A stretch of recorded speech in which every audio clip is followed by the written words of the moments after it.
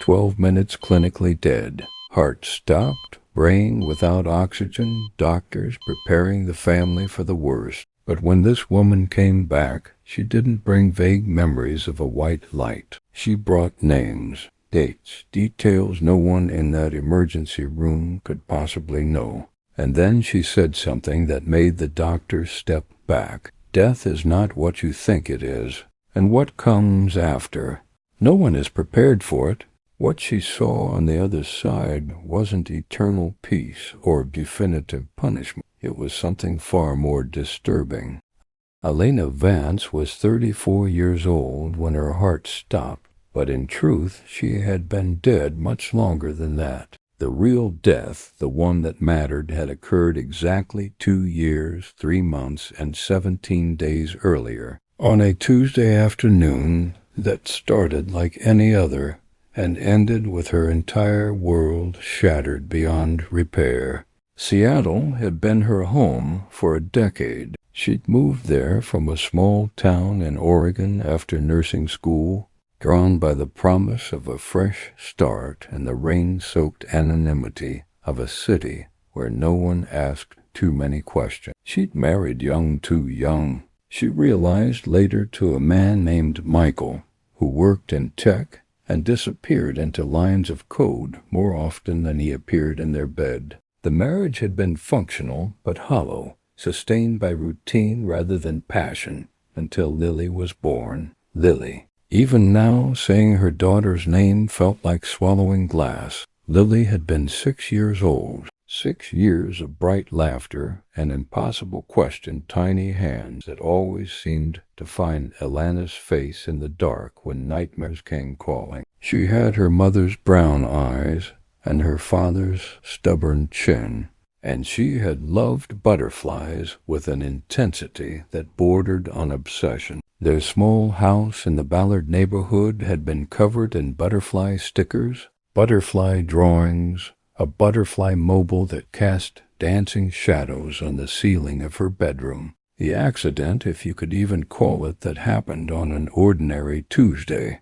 Michael was at work. Elena had just finished a night shift at Seattle General and had come home exhausted, her scrubs still smelling of antiseptic and suffering. She'd kissed Lily goodbye as the school bus arrived, watched her daughter's backpack bounce as she climbed the steps, seen her wave through the window with that gap-toothed smile that could illuminate the darkest corners of Elena's fatigue. The call came 3 hours later. Lily had collapsed during recess. No warning, no prior symptoms, just their one moment, laughing on the playground, and gone the next. By the time Elena reached the hospital, her own hospital, the place where she'd saved countless lives, it was already over. Sudden cardiac arrest, they said. An undiagnosed congenital heart defect. 1 in 10,000 children. Impossible to predict. Nothing anyone could have done. The words were meant to comfort. They did the opposite. Elena's medical training made it worse. She knew exactly what had happened. In those final moments, the electrical chaos in Lily's small heart, the oxygen deprivation, the cascade of cellular death. She could picture it with clinical precision, and that precision became a form of torture that played on an endless loop in her mind. Michael left 6 months later.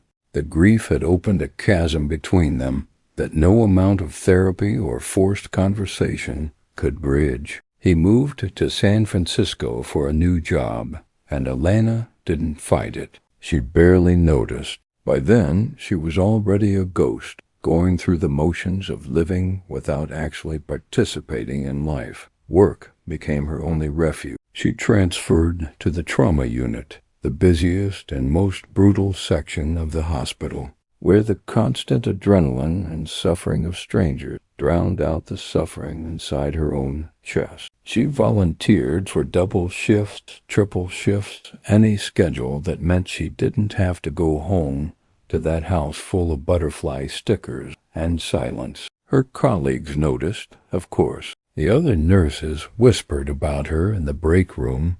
expressed concern to the supervising doctors, but Elena was too good at her job for anyone to intervene. She was efficient, skilled, unfailingly professional. If she was running on empty, if the light had gone out behind her eyes, well, half the staff was burned out anyway. She was just another casualty of a healthcare system that chewed people up and spit them out. But Elena's emptiness went deeper than burnout. It was a metaphysical void, a black hole where her soul used to be. She had watched death claim so many patients over the years, the elderly slipping away peacefully, the young fighting and losing, the sudden tragedies that left families screaming in waiting rooms. And in every case she had seen the same thing: finality, biological cessation, the machine stopping. There was no light, no tunnel, no peaceful transition, just the monitors going flat and the body becoming an object, a thing to be tagged and removed and processed. Whatever people wanted to believe about an afterlife, whatever comfort they drew from religion or spirituality, Elena knew better. She had been there in those liminal moments, and she had seen nothing but the end. That certainty had once given her a grim sort of peace. If death was truly the end, then Lily wasn't suffering somewhere. She wasn't waiting or lost or confused. She was simply ... not. And that nothingness, as terrible as it was, felt more bearable than the alternative, that her daughter might be somewhere unreachable, beyond a veil that Elena couldn't penetrate. So Elena buried herself in work and skepticism, built walls of rationality and exhaustion around the gaping wound in her heart, and told herself that surviving was enough. She didn't need to heal. She didn't need to find meaning. She just needed to keep moving, keep working, keep her hands busy enough that they didn't shake. The day Elena Vance died began like any other day in the trauma unit, which is to say it began with chaos. She had been on shift for 36 hours, a brutal stretch that violated every labor law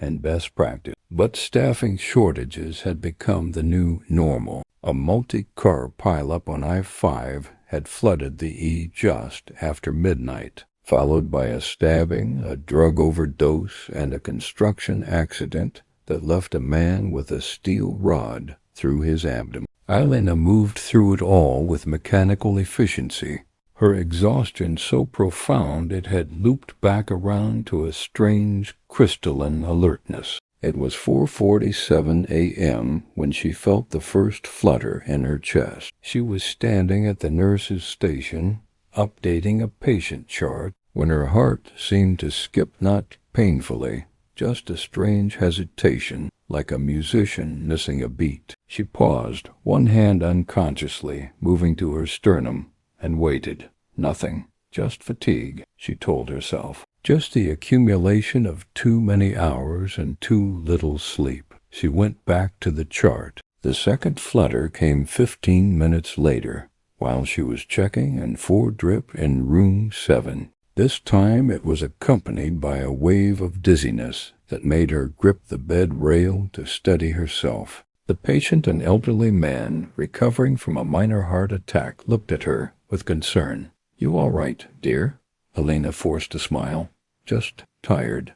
It's been a long night. She didn't tell anyone. Healthcare workers, especially nurses, had a pathological habit of ignoring their own symptoms. You couldn't show weakness. You couldn't be the one who needed care. So she pushed through, told herself she'd rest when the shift ended, drank another cup of the terrible break room coffee, and kept moving. At 5:23 a.m., Elena Vance's heart stopped. She was walking down the IQ hallway, carrying a tray of medication, when the world simply ... tilted. There was no pain, no dramatic clutching of the chest, no time to cry out. One moment she was moving, and the next she was falling, the tray clattering to the floor as her legs gave out and her body crumpled like a puppet with cut strings. The last thing she heard in the physical world was the alarm, that horrible,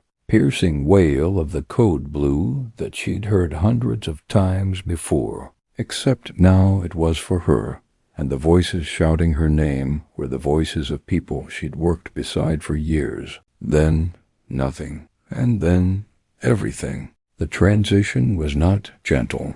It was not the peaceful drift she'd expected from near-death account. The stories patients sometimes told about floating above their bodies or moving toward a warm light. What Elena experienced was violent, a wrenching sensation as if her consciousness was being ripped out of her flesh by some invisible force, pulled through a membrane she hadn't known existed.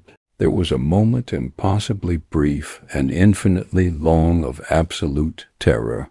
The sensation of falling through a void where direction had no meaning, where up and down were arbitrary concepts, where the very notion of self began to fragment and dissolve. She tried to scream, but had no lungs, tried to see, but had no eyes, tried to think, but found her thoughts were no longer bound by the linear progression of time. Everything was happening at once. Her birth, Lily's death, her own death, all of it layered and simultaneous, a cacophony of experience that should have destroyed her sanity.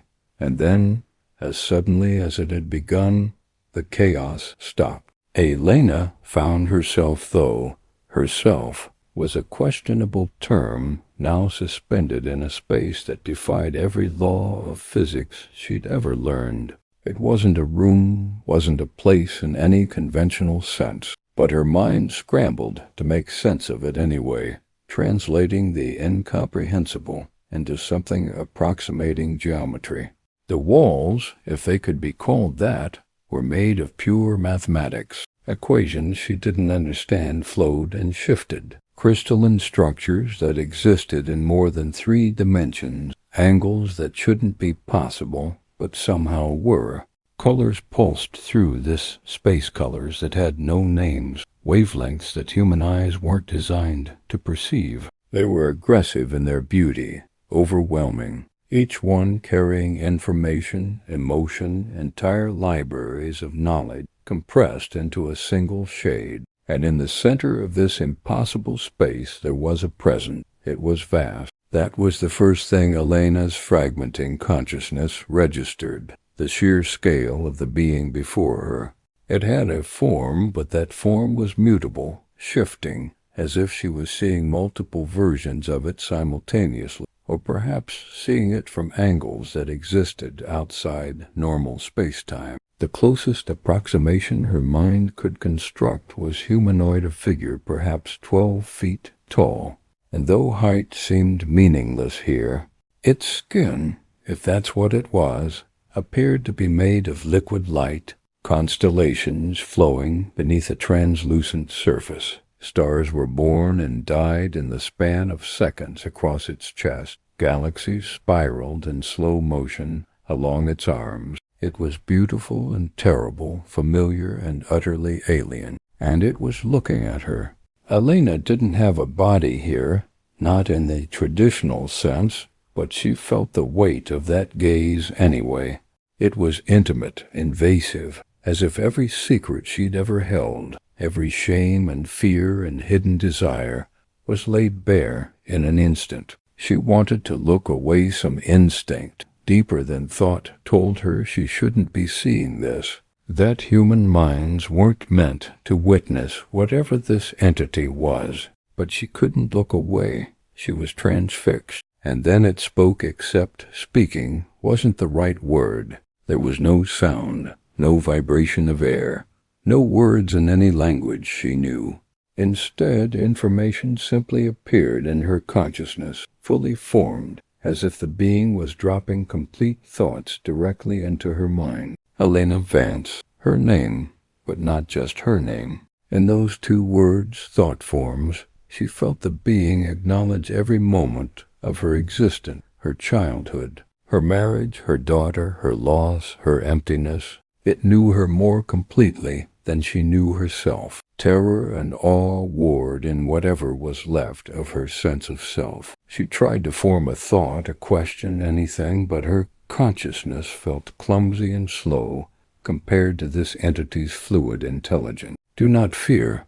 I am Elion. I am a guardian of cycles. The words, thoughts came with meaning that went deeper than language. Guardian of cycles. She understood it meant something about the flow of consciousness, the movement of souls through different states of existence, the maintenance of some cosmic order that humanity had never glimpsed. Elena managed to form a coherent thought response, though it felt like shouting into a hurricane. Am I dead? The being's response carried something that might have been amusement, though emotion didn't translate well across this gap. Death is not what you believe it to be. You are in transition. Where am I? You are between densities, between states. Your physical form remains, but your consciousness has broken free of its limits. This happens sometimes when the separation is particularly violent, or when there is work to be done. Work? Elion shifted, and with that shift came a cascade of images, feeling, understanding that flooded Elena's awareness. She saw Earth from an impossible distance, but it wasn't the blue marble of photographs. It was wrapped in layers of energy, of frequency, of what she could only describe as vibrational fields that pulsed and interwove in patterns of stunning complexity. Your world is a school, Elion transmitted, a place of density and limitation where consciousness comes to learn, to experience, to devolve through challenge. Elena felt resistance rising in her, that old skepticism, that need for rationality. That's just New Age nonsense. Souls, reincarnation, it's all. You cling to your skepticism even here? The question carried gentle reproach, and then Elion did something that shattered Elena's remaining resistance. The being reached out, or rather extended some aspect of itself and touched the center of whatever Elena was in this place, and she saw, not with eyes, not with the limited sensory apparatus of human biology. She saw with a clarity that was agonizing in its completeness. She saw her own existence from outside the constraints of linear time. She saw herself as a baby, saw the spark of consciousness entering that small body in a hospital room in Oregon, saw the soul because, yes, it was a soul. That much was undeniable, now choosing that life, that family, those specific challenges. She saw herself at 7, at 14, at 23, saw the moments of joy and the moments of despair, saw her relationship with Michael forming, saw the karmic threads that had drawn them together, not soulmates in the romantic sense, but two consciousnesses with unfinished business, playing out patterns they'd played out before in other lives, other bodies. And then she saw Lily. The grief, which had been mercifully absent in this place, came roaring back with devastating force. But Elion didn't withdraw the vision. Instead, Elena saw her daughter's soul-radiant, eternal, vast choosing to incarnate as her child, saw the agreement made before birth, the understanding between their two souls that this lifetime would be brief, that Lily would come to teach rather than to stay. No, Elena tried to protest, but Elion's presence was implacable. She came for 6 years. She came to teach you about love, about joy, about presence. And when her mission was complete, she departed. She died. She was taken from me. There was no mission, no meaning, just a defective heart and a pointless tragedy. Is that what you believe? The question hung in the space between them, and Elena felt something crack open inside her. Because if she was honest, truly honest, she'd never actually believed it was pointless. The pointlessness had been a shield, a way to avoid the even more terrifying possibility that there was meaning, that there was purpose, that Lily's death was part of some larger pattern that Elena couldn't see. and couldn't control. Your grief, Elion continued, is not proof of love. It is a cage. The words landed like a physical blow. Elena recoiled, or would have, if she'd had a body to recoil with. Every day you carry this weight, Elion transmitted. You anchor yourself to a frequency of suffering, and in doing so, you anchor Lily's soul as well. She cannot fully move forward because you will not release her. Your grief has become a chain binding you both. I don't understand, Elena thought desperately. If she's a soul, if she still exists somewhere, why can't I feel her? Why is there just ... emptiness? Because you vibrate at the frequency of loss. Grief is a low-density emotion. It keeps you locked in the heaviest realms of experience. Lily exists in a higher frequency now, one you cannot reach while you remain trapped in this state. Elion moved again, and the geometry of the space shifted with the entity. The walls became screens, or perhaps they'd always been screens, and Elena was only now learning to read them. Images appeared, scenes that she gradually understood were happening across Earth, in the physical realm she'd left behind. She saw hospital rooms where people lay dying, saw that famous white light appear, saw souls moving toward it with relief and trust. But now, seeing from this perspective, Elena noticed something she'd never heard mentioned in any near-death account. The light wasn't passive. It was mechanical, technological. There were structures behind it, grids and matrices of energy that felt artificial, constructed. What is that? She demanded. Ilion's response carried sorrow, the first real emotion Elena had felt from the entity. A trap, not for all, but for many. Your species calls it the light, the tunnel, the path to heaven. But it is, in many cases, a recycling mechanism. Elena's consciousness reeled. What do you mean, recycling? Your souls are valuable, Elena Vance. Consciousness is the most precious resource in the universe. There are forces, entities, systems, intelligences that have learned to harvest the energy of human suffering. They have constructed this mechanism over millennia. When souls die and move toward that light, they are often wiped clean of memory and sent back to incarnate again, trapped in a cycle of rebirth without true evolution. That's impossible. That is it. Tell me, Elena, why do your religions emphasize guilt? Why is suffering considered holy? Why are you taught that you are born sinners, broken, in need of salvation from external sources? The questions cascaded through her awareness, each one a bomb detonating against the foundations of everything she'd ever been taught to believe about the nature of reality. Because Elion continued, a soul that believes it is broken will willingly return. A soul that carries guilt will reincarnate seeking redemption. A soul that fears judgment will accept the trap as salvation.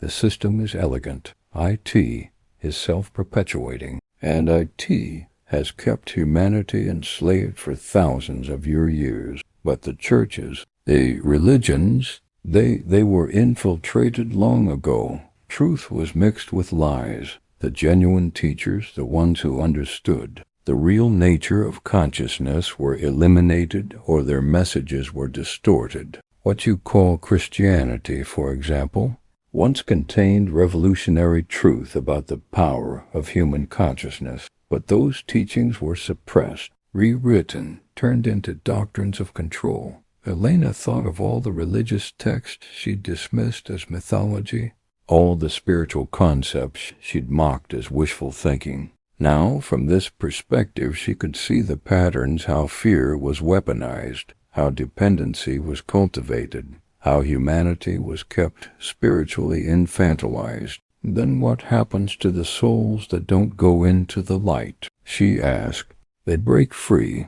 They move to higher densities. They remember who and what they truly are, not separate beings, but facets of a single infinite consciousness. experiencing itself through countless perspectives. They transcend the cycle. And Lily? The question tore out of Elena with desperate hope. Lily's soul is free, Elion assured her. She did not enter the trap. Her death was designed on a soul level to be a catalyst. For you. For me? You were chosen, Elena Vance, chosen to carry this message back. Your daughter's sacrifice was not meaningless. IT was the first step in breaking your programming, in cracking open your certainty so the truth could enter. And now you stand here, between life and death, with a choice. The geometry of the space shifted again, and Elena felt herself being pulled in two directions simultaneously.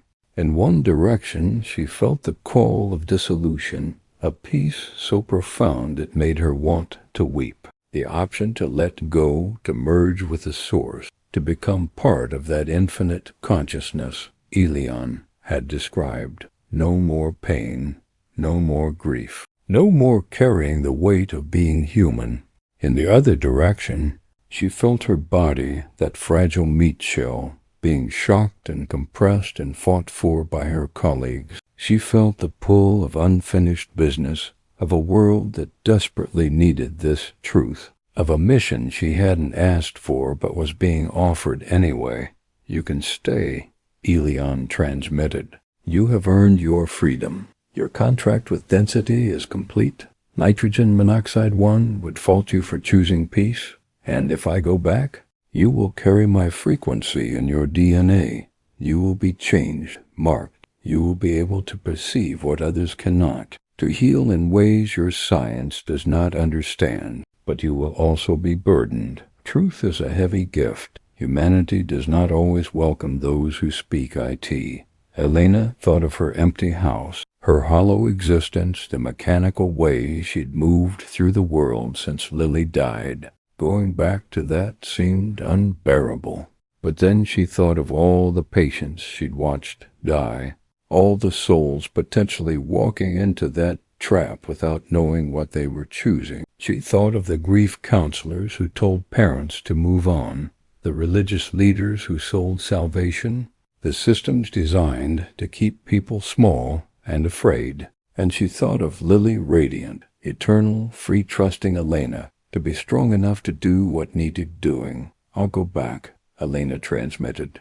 Elion's presence pulsed with something that felt like approval and sadness mixed together. Then return, Elena Vance. Return and remember. Return and speak. Return and break the chains. The entity reached out one final time, and Elena felt a surge of energy, raw, cosmic, devastating, pour into whatever remained of her consciousness. It was like trying to channel lightning through a thread, and the pain was exquisite. Information, capability, knowledge, all of it crammed into a human awareness that was never designed to hold such things. She felt her structure start to fragment under the pressure, felt herself coming apart at the seam, and then she was falling again, but this time not away from her body, toward it. The transition back was even more violent than the exit had been. She slammed back into flesh and bone and limitation with a force that should have shattered every bone in her body.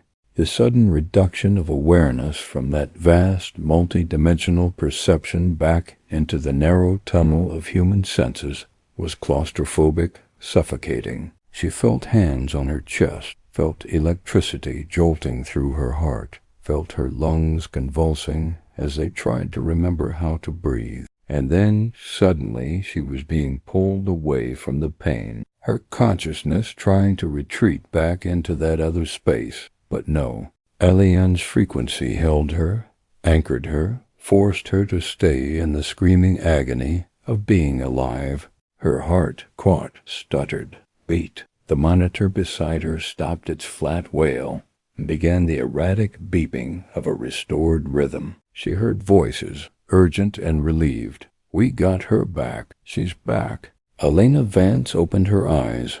The first thing everyone noticed was her gaze. Dr. Sarah Chun, the attending physician who'd been leading the resuscitation efforts, would later tell her husband that Elena's eyes were the most unsettling thing she'd ever seen. Not because they were strange or different in appearance. They were still the same brown they'd always been. But there was something behind them now, something vast and ancient and completely at odds with the exhausted, grieving woman Dr. Chun had known for years. Elena? Doctor. Chun ventured, her hand still on Elena's wrist, checking her pulse. Can you hear me? You're at Seattle General. You went into cardiac arrest. We've been performing CPR for. She glanced at the clock, did the math, felt her stomach drop for 12 minutes. You were gone for 12 minutes. Elena didn't respond immediately. She was too busy processing the overwhelming assault of physical sensation. The raw scrape of the tube being removed from her throat, the bruising ache in her chest where they'd been doing compression, the bright fluorescent lights that felt like knives in her dilated pupils. But more than that, she was trying to reconcile what she could still perceive with what she was supposed to be limited to, because the veil hadn't fully closed. Elena could see the other nurses and doctors in the room, could see their worried faces and shaking hands, but she could also see the subtle energy fields around them, colors and patterns that pulsed and shifted with their emotions. Dr. Chun's field was a mixture of relief and professional concern, threaded through with anxiety about potential brain damage. The younger nurse, Josh, was radiating fear barely contained under a mask of competence, and beyond them, filling the corners of the room like smoke, Elena could see other presences, wisps of consciousness that didn't belong to anything physical.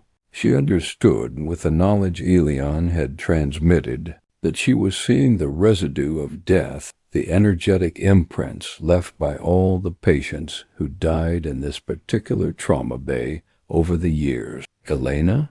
Dr. Chun repeated, and this time there was genuine worry in her voice. Please, if you can hear me, squeeze my hand. Elena turned her head slowly, met Dr. Chun's eyes, and spoke. Her voice was raspy from the intubation, but the words came out with absolute clarity. I'm not damaged, Sarah. I'm different. Dr. Chun blinked. That's good. That's very good. We need to run some tests, check for hypoxic brain injury. 12 minutes without oxygen. I wasn't without oxygen, Elena interrupted, pushing herself up despite the protests of everyone in the room. My consciousness was elsewhere, and I brought something back. She swung her legs over the side of the gurney, and when Josh tried to stop her, she placed her hand on his arm. The effect was immediate and visible. Josh gasped, his eyes going wide as a wave of warmth, and something else, something indefinable, moved through him. What did you? He started, but Elena was already standing, already pulling the monitoring electrodes off her chest. I need you all to listen very carefully, she said, and her voice carried a resonance that made everyone in the room go still. What I'm about to tell you is going to sound insane, but you know me. You've worked with me for years, and you know I don't believe in anything I can't prove. Dr. Chun exchanged glances with the other staff. Elena, you've been through a massive trauma. Your brain? My brain is fine. Better than fine. It's been ... expanded. Elena closed her eyes, tried to find the right words, knowing there weren't right words for what she needed to express. For 12 minutes, I was clinically dead, and during that time, I didn't see a white light or a tunnel. I didn't see dead relatives. I was taken to a place between places, and I met an entity called Elion. She could see the skepticism settling over their faces, the concerned looks passing between them. But she pressed on. This being showed me things, terrible things, beautiful things. It showed me that our understanding of death, of consciousness, of the soul, it's all been manipulated. We're trapped in a cycle, and most people don't even know it. The light at the end of the tunnel that everyone talks about. It's not salvation. It's a trap, a mechanism designed to wipe our memories and send us back to incarnate again, to keep us locked in suffering, silence, heavy and uncomfortable. Finally, Doctor, Chun spoke, her voice gentle but firm. Elena, what you're describing sounds like a classic near-death hallucination. The brain under extreme stress produces. I knew you'd say that. Elena smiled, but there was no humor in it. And 24 hours ago, I would have said the same thing. But answer me this, Sarah. How am I standing right now? After 12 minutes without a heartbeat, I should be brain dead or close to it. I should be seizing, confused, unable to form coherent sentences. Instead, I feel more clear-headed than I have in my entire life. She was right, and Dr. Chun knew it. The recovery was unprecedented. Impossible, really. We need to run tests, Dr. Chun repeated, but her voice had lost some of its certainty. Run your tests, Elena agreed. Scan my brain, check my heart. You won't find anything wrong.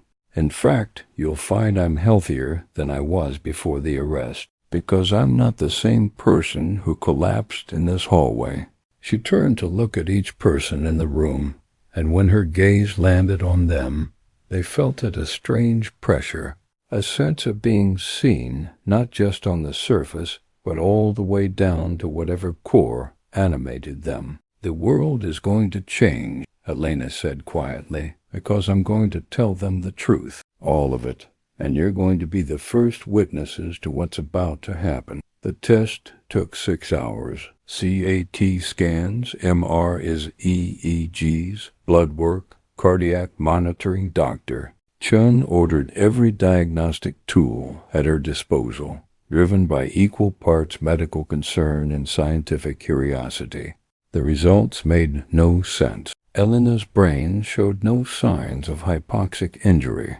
In fact, it showed unusual activity in regions typically associated with meditation and altered states of consciousness. Her heart, which had stopped for 12 minutes, was functioning perfectly better than perfectly. An echocardiogram revealed that a minor valve irregularity Elena had been born with, something she'd lived with her entire life, had somehow corrected itself. This is impossible, Dr. Chun muttered, staring at the scans displayed on her office computer. Elena sat across from her, calm and patient, waiting for the inevitable conclusion. No brain damage, Elena said. No cardiac damage. No evidence of the trauma my body should have sustained. Now, will you listen? Doctor. Chun looked up, and Elena saw the cracks forming in the physician's scientific worldview. This was a woman who devoted her life to rationality, to evidence-based medicine. But evidence was staring her in the face now, and it didn't fit into any paradigm she knew. Tell me again, Dr. Chun said slowly.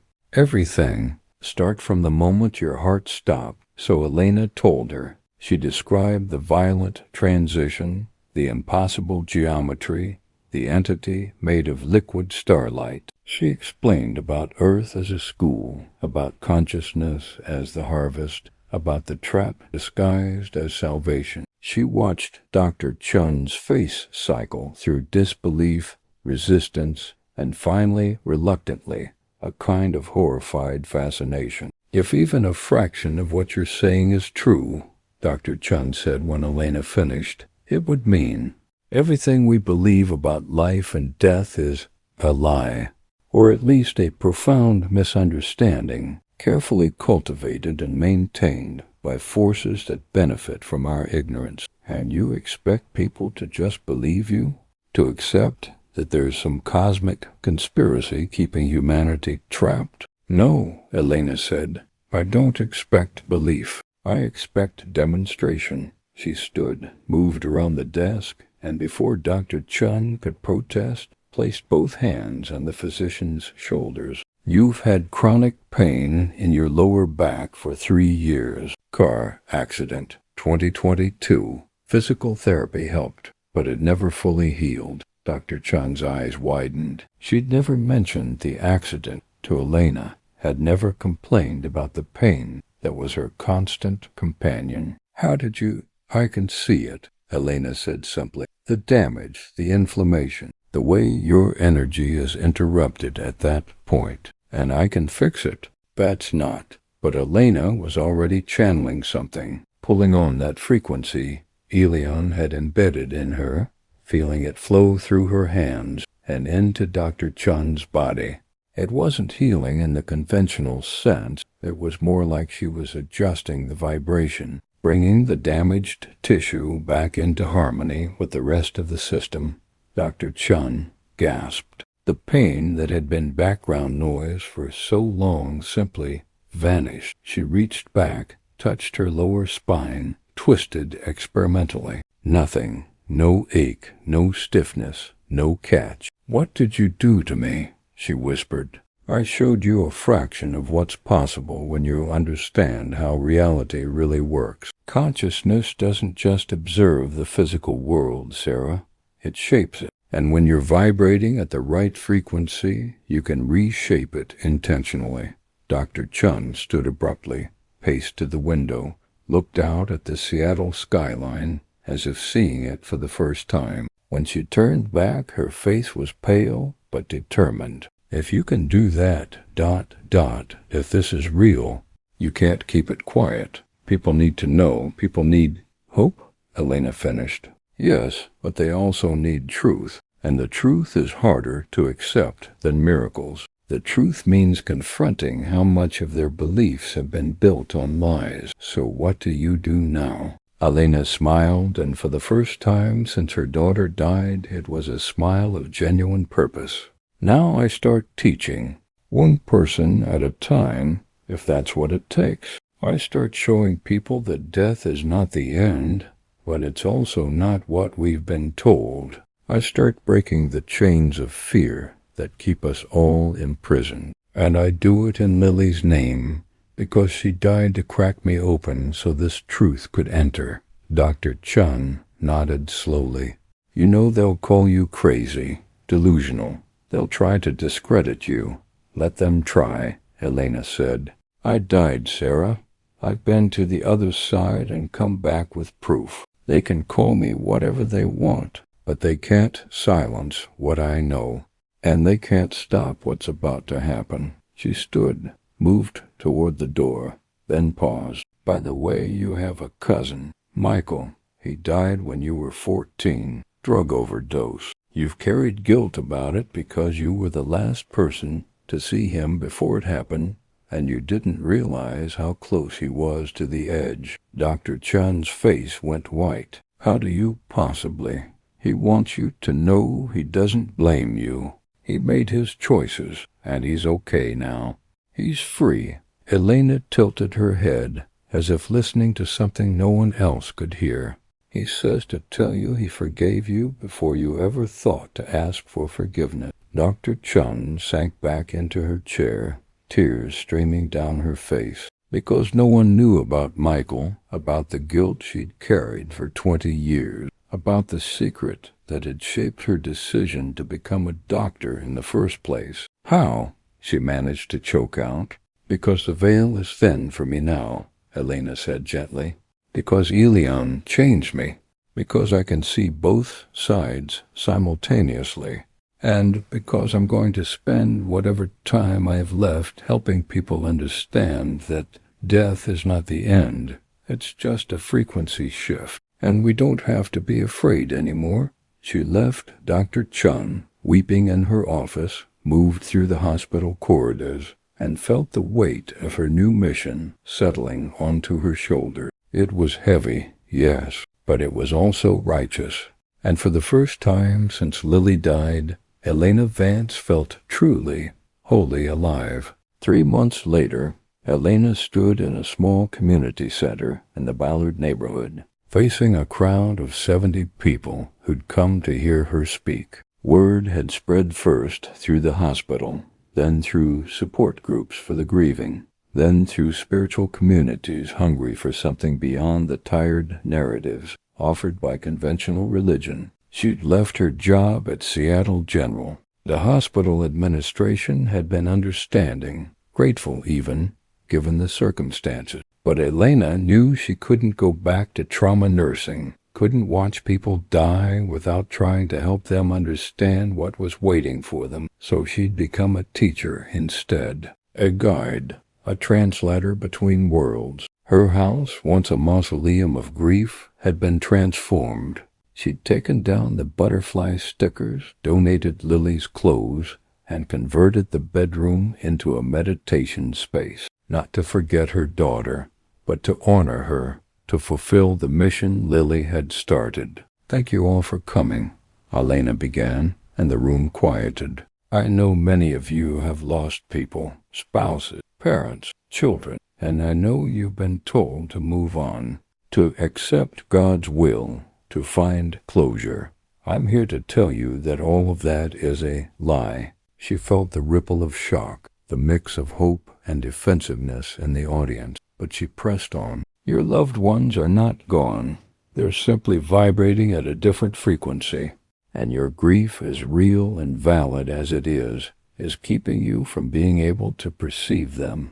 Because grief is a low-frequency emotion. It's dense, heavy, and as long as you stay locked in it, you're unable to reach the higher frequencies where your loved ones now exist." She saw heads nodding, saw some people wiping tears. But here's the beautiful part. You can change your frequency. You can do the work of healing, of releasing, of transforming that grief into a different kind of love. And when you do, you'll find that the connection you thought was broken was never actually severed. It was just operating on a channel you couldn't access while you were trapped in suffering. For the next hour, Elena shared her story. She told them about Elion, about the trap of the white light, about the systems designed to keep humanity enslaved. She told them about the healing she'd been able to facilitate, the messages she'd relayed from the other side, the evidence that consciousness was far more than just brain activity. And when she finished, she opened the floor to questions. "How do we know you're not just traumatized?" One woman asked gently. "How do we know this wasn't just your brain protecting you from the horror of dying?" "You don't," Elena said honestly. "Not unless you're willing to explore it for yourself. But ask yourself this. Why does your skepticism feel more comfortable than the possibility that I'm telling the truth? What are you protecting by holding on to the belief that death is the end?" She let the question hang there, watched the woman's face as it worked through the implications. Another hand went up, a young man, mid-20s. "You said the white light is a trap. But what about people who've had positive near-death experiences? What about the peace and love they describe?" "The trap is sophisticated," Elena explained. "It mimics what you expect to see, what you're conditioned to believe. And yes, there is love there, but it's conditional love, contingent on you forgetting who you are and coming back to suffer again. True divine love, the kind that exists beyond the system, is unconditional. It doesn't require you to reincarnate. It doesn't demand anything of you." More questions followed, and Elena answered them all with patience and honesty. She didn't claim to have all the answers. She simply offered what she'd learned, what she'd experienced, and invited people to investigate for themselves. As the meeting ended and people began to leave, a middle-aged woman approached Elena with hesitant steps. "My son died 6 months ago, suicide, and I can't forgive myself for not seeing it coming." Elena took the woman's hands, felt the crushing weight of her guilt, and in that moment she allowed herself to become a channel for something larger. She felt her consciousness expand, felt Elion's frequency moving through her, and suddenly she could see. "Your son is here," Elena said softly. "Not physically, but I can perceive him." "He's saying his name is Marcus?" The woman gasped, nodded. "He wants you to know that you couldn't have stopped it. His path was his own, and he made the choice that felt right to him in that moment. He's asking you to stop carrying the burden of his decision. He's saying, Elena paused, making sure she was translating the impressions correctly. He's saying he's finally free from the pain that haunted him, and he doesn't want you to be haunted by it now. He wants you to live, to forgive yourself, to remember him with love instead of guilt. The woman broke down, sobbing, and Elena held her, while the woman released years of accumulated anguish. Others gathered around, creating a circle of support and witness. And in that moment, Elena understood the full scope of her mission. She wasn't just here to relay messages or perform healings. She was here to break the chains of suffering that kept humanity small and afraid. She was here to show people that death was not the enemy, that grief was not love, that they were so much more powerful and eternal than they'd been taught to believe. The work would be long. The resistance would be fierce. But Elena Vance, marked by Elian, changed by death, driven by love for a daughter who'd sacrificed herself to crack open her mother's certainty, was ready. She had died for 12 minutes and brought back a truth that could liberate humanity. Now came the harder part, making sure that truth was heard.